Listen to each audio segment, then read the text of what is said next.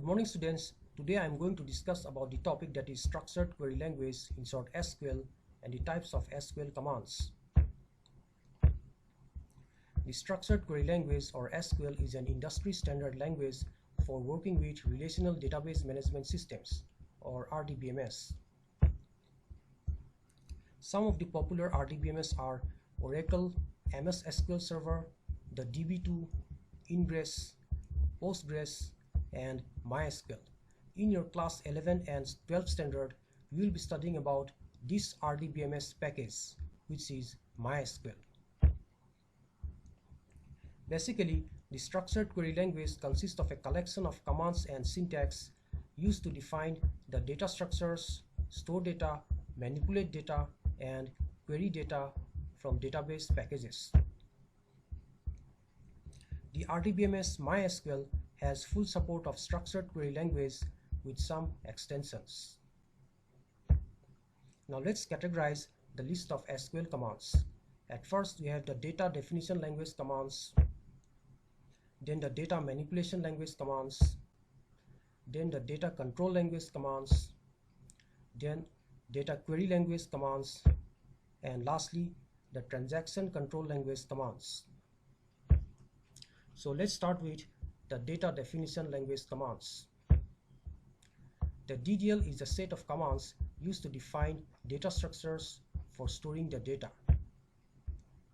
The examples of DDL commands are create, alter, and drop. The DDL commands like create table can be used to define the structure of a table. Say for example, if you wish to create a table named student with role, name, class, and section as the attributes, here is your DDL command. At first, create the table named student using the SQL statement create table student. Then in the next line, put an opening parenthesis and then define the attributes.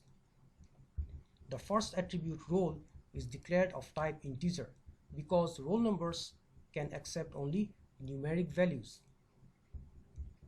The second and the third attribute name and class are declared of type varchar along with their sizes.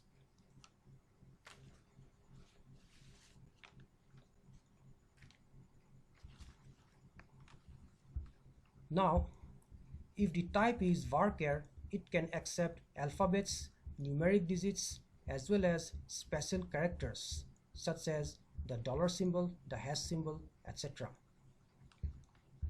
Now, since full name of a person is usually longer with its first name, middle name, and last name combined together, that's why I have specified the size of the second attribute name having varchar as the data type to 20. Then for the next attribute class, I have specified its size to 4. As class can be represented using very fewer alphabets such as the Roman XII for class 12 and the Roman XI for class 11. And lastly, for the attribute section, I have specified its type to be char because section can accept only alphabetic values such as A, B, or C, and hence I have specified its size to 1. Then close the table with a closing parenthesis and a semicolon.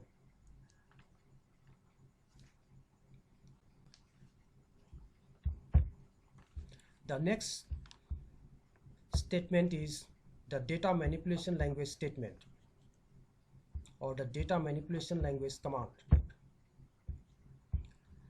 The DML command is used to store and manipulate data. The examples of DML command are insert, update, and delete. Initially, when a new table is created, there will be no data in it. You have to populate the table by using DML statements such as insert. Say for example, if you wish to insert a record with role as 1, name as Ram, class as XI, and section as A, into your table named student, here is your insert statement to do that. This is insert into student values, then within bracket you put 1 as the value for roll. Now the value 1 will not be within quotation, unlike RAM, XI and A, which are enclosed within quotations. This is because the value 1 is for the attribute roll, which has been declared of type integer when you first created the table named student. And we do not put integer values such as 1 inside quotations. But for the attributes name, class and section, since they are declared of type varchar and char respectively, so its values, that is RAM for name, XI for class and A for section, should be enclosed within quotations.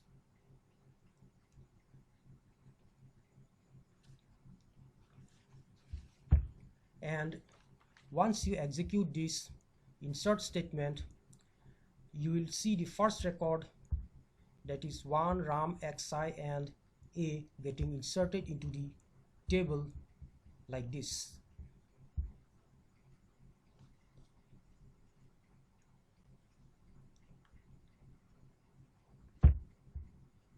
Similarly, if you wish to insert another record, say 2 for roll, Mohan for name, XII for class and A for section, then type the insert statement like this: insert into student values, then within bracket 2, since it denotes the roll number, it should not be enclosed within quotation, as roll number was declared of type integer. Then Mohan, XII and A should be enclosed within quotations.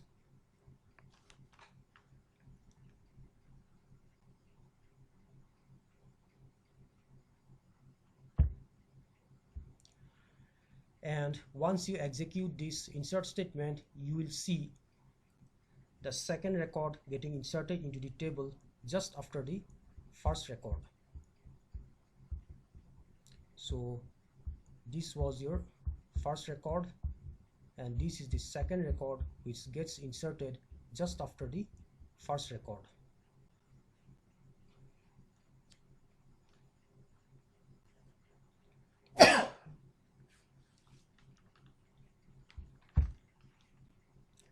The next type of SQL command or SQL statement are the data control language or the Dcl commands.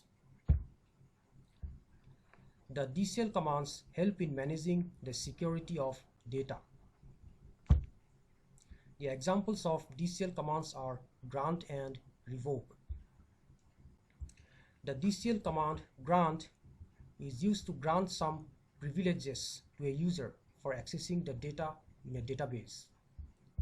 And the statement or the command revoke is used to deny the privileges to a user for accessing a particular data in a database.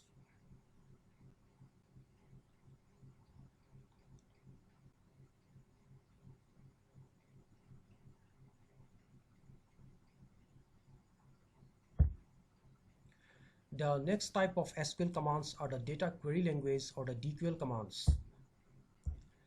The Dql commands is used to retrieve data from a database. The select command is an example of Dql.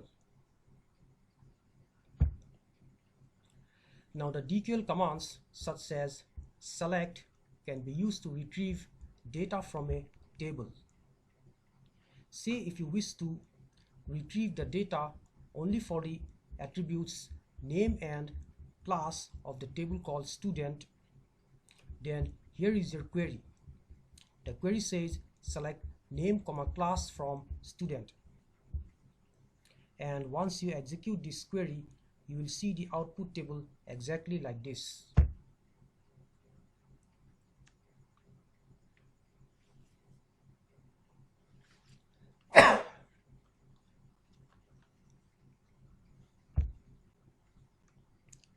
The next type of SQL command is the transaction control language, or the Tcl commands.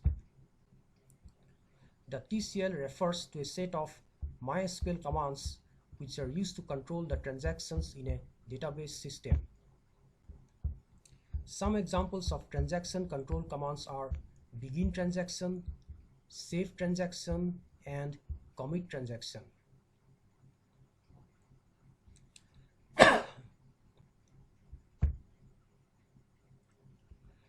Now, using transactions, you can execute a series of SQL commands in one shot.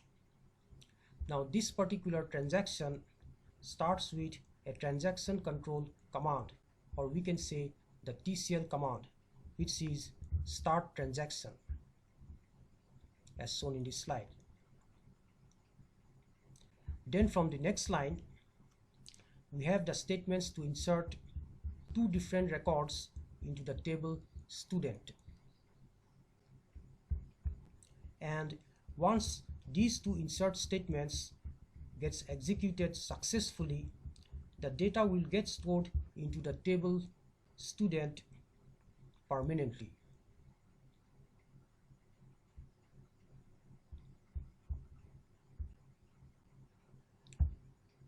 Which you can clearly see it here. The first record to be inserted was of Serena, and the second record to be inserted was of Jasmine. And these two insert statements are executed in one shot inside this transaction. And once these two insert statements gets executed successfully, then with the help of the commit statement at the end of the transaction, the changes to the database will be made permanent. That is, these records belonging to Serena and Jasmine will be saved into the database permanently. So that's all for today.